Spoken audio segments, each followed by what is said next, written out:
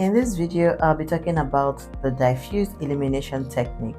This technique is used to have a general view of the anterior structures of the eyes to check out for abnormalities on the eyelids, the eyelashes, the eyelid margins, sclera, cornea, conjunctiva, the iris, and even the lens. This is just like the entry point into the slit lamp technique.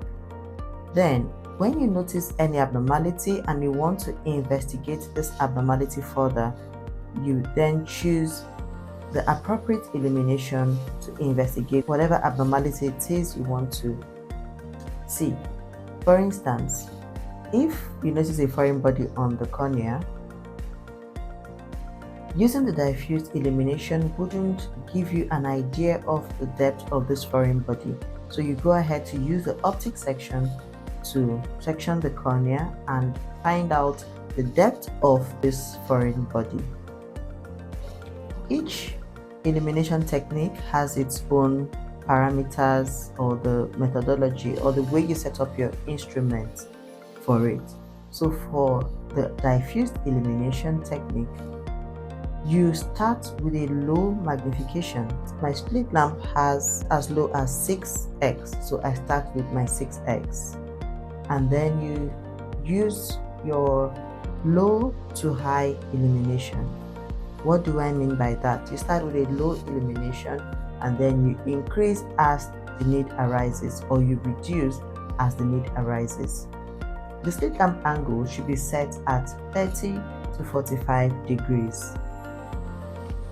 Your diffuser has to be in place because this helps to diffuse the light, makes it softer for your patient, because if you don't put the diffuser, it's going to dazzle your patient. So you put your diffuser to soften this light or to diffuse this light. So let's go ahead to set up the instrument and perform this technique on my patient for today. So your axis rotator should be set at 90, because if you take it to like 70, it's going to give you a skewed beam. So we'll set it at 90 and do not set it at 70 or 80 for this technique. Your magnification has to be set at the lowest, and then the slit width should be at the widest. The widest for my instrument is 25, so I set it at 25 so that to give me a wide beam. The angle should be set at 30 to 45 degrees.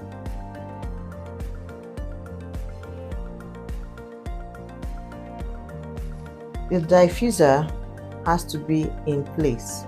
This helps to diffuse the light, to soften the light. But if your diffuser is not there, the light will be too intense for your patient.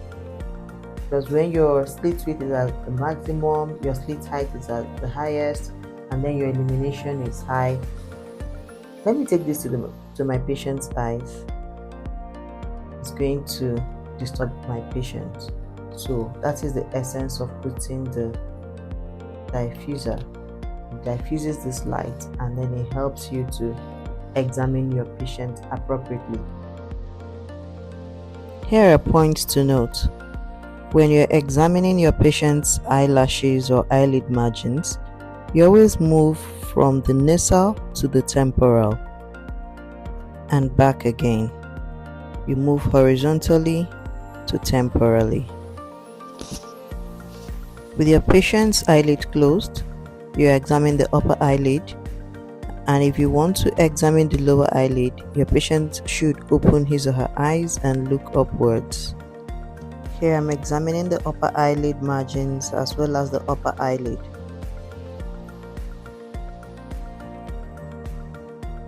Talking about the illumination, remember that in diffused illumination, illumination is from low to high.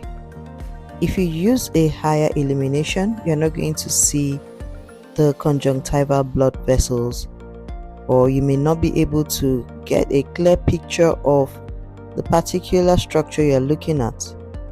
You're going to see the difference now between when I lower this illumination and when this illumination is this high. When it's this high, I can't really get details of the conjunctival blood vessels. Watch the difference between when the illumination is high and when I lower it a little bit. When I lower it a little bit, it gives me a clearer picture of the conjunctival blood vessels. I would like you to try this out on your own. With your patient on a slit lamp, you play around with this illumination while looking at the conjunctiva. Increase illumination and lower it. In the next video, we're going to be looking at the optics section. Now, I want to ask a question and I want you to drop it in the comment section. What are the kind of abnormalities we can detect on the eyelashes and on the conjunctiva? Drop the answers in the comment section and see you in the next tutorial.